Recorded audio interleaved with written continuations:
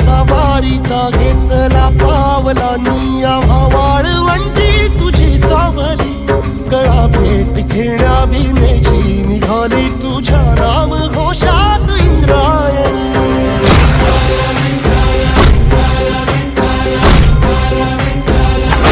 भिडे आसमंती ध्वजा वैष्णवांची उभी पंढरी आज नानावली तुझे नाव ओठी तुझे रूप ध्यानी जीवाला तुझी आस गा लागली जरी बाप साऱ्या जगाचा परी